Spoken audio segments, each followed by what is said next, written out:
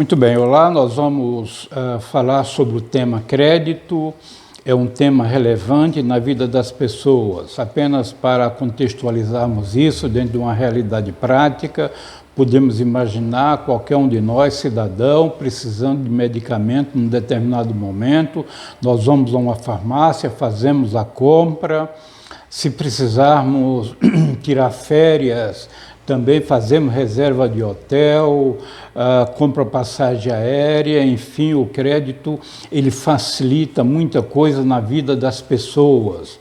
Se o cidadão também quiser comprar um eletrodoméstico, um bem de consumo durável, como uma geladeira, um televisor ou qualquer outro bem para a sua casa, o crédito vai ser um facilitador.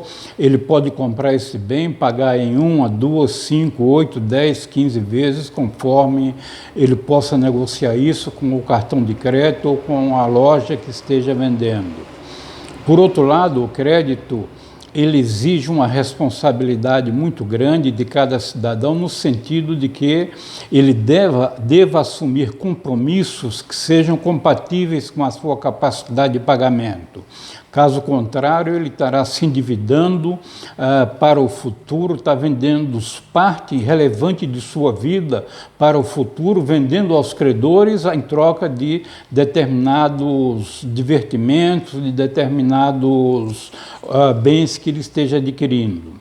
Ao mesmo tempo, uma empresa em funcionamento, uma empresa nova que esteja em fase de implantação, o crédito vai prestar uma grande utilidade para essa empresa na medida em que possibilita a aquisição de matérias-primas e também de equipamentos, instalações para ela desenvolver suas atividades.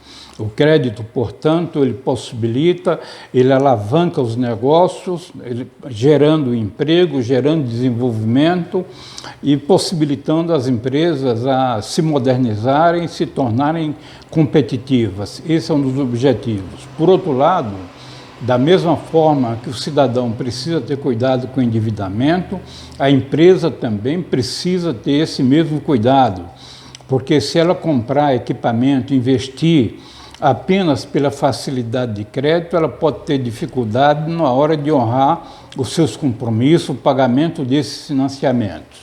Então é importante que ela esteja consciente no sentido de comprar os bens que sejam necessários, que possam ajudá-las a produzir produtos de boa qualidade a preços competitivos, que possa levar suas vendas, que possa reduzir os seus custos e atender bem aos seus clientes. Esse é um dos pontos principais.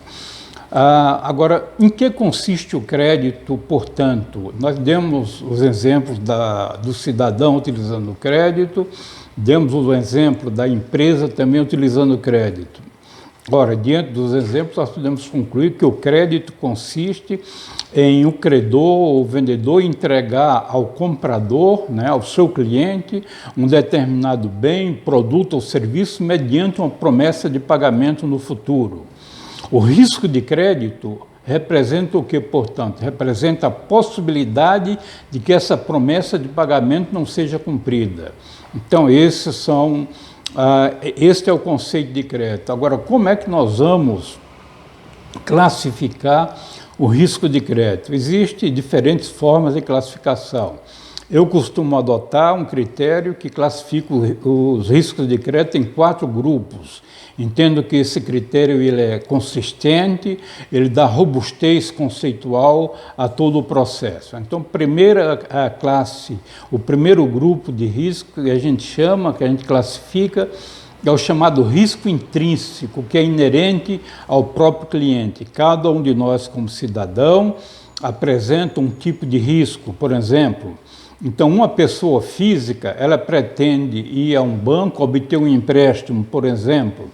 O banco utiliza um processo chamado credit scoring para medir o risco desse cliente, ver a pontuação de crédito e, portanto, classificá-lo numa categoria de risco. Então, isto é o critério adotado para tratar pessoas físicas, clientes, que queiram crédito.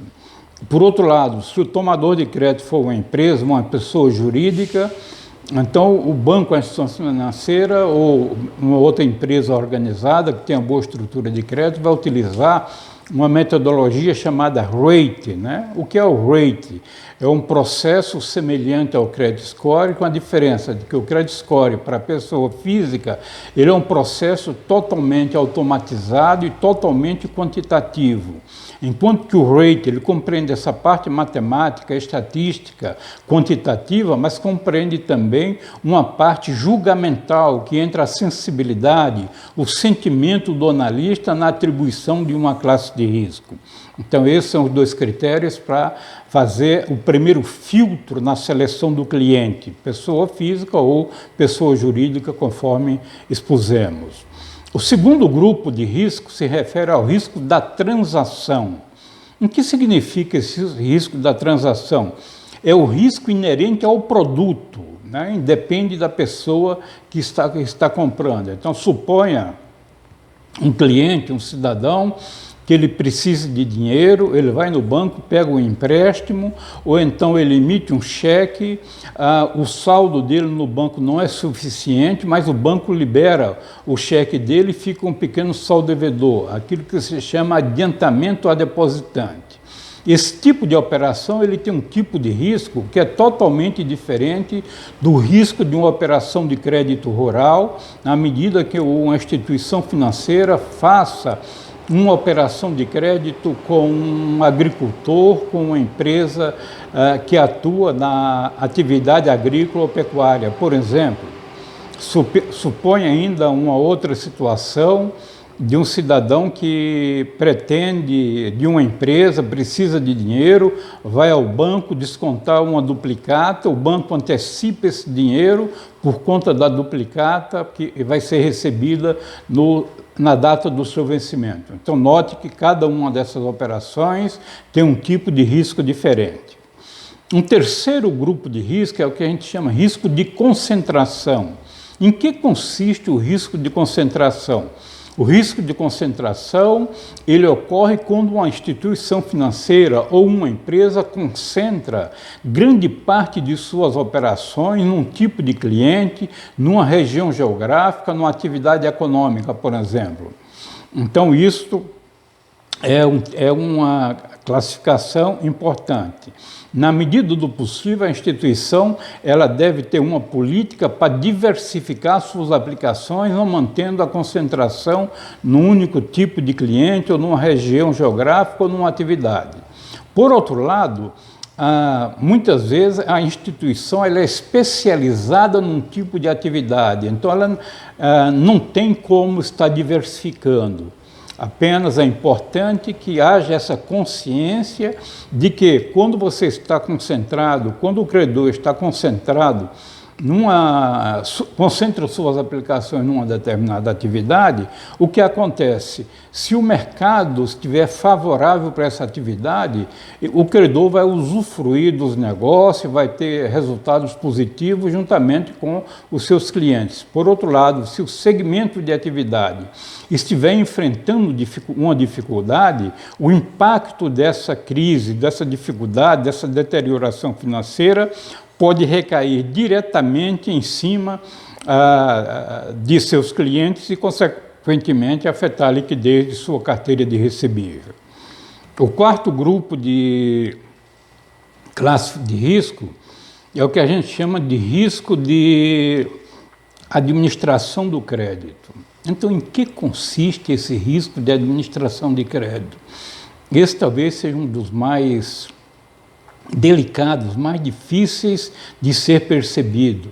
O risco da administração de crédito ele depende da capacidade de quem concede o crédito analisar crédito. Então, o banco ou a empresa ela é responsável pela classificação de risco, ela é parte do risco do cliente. Sim, se ela avaliar mal o risco, ela está contribuindo para aumentar o risco do seu cliente. Então, em linhas gerais, a gente classifica o risco de crédito nesses quatro grupos. Primeiro, o risco intrínseco. Segundo, o risco da transação. Terceiro, o risco de concentração. E quarto, o risco de administração de crédito. Então, desejo que estas informações sejam úteis, né, para você que assistiu esse vídeo, para você que é gestor de crédito, para você que é estudante ou professor e para o cidadão que tem interesse em saber como funcionam os processos de concessão de crédito. Oportunamente voltaremos com um complemento tratando de novo assunto sobre a concessão de crédito. Obrigado, se você gostou, dê o seu like e também se inscreva em nosso canal para receber informações sobre futuros projetos que estaremos apresentando.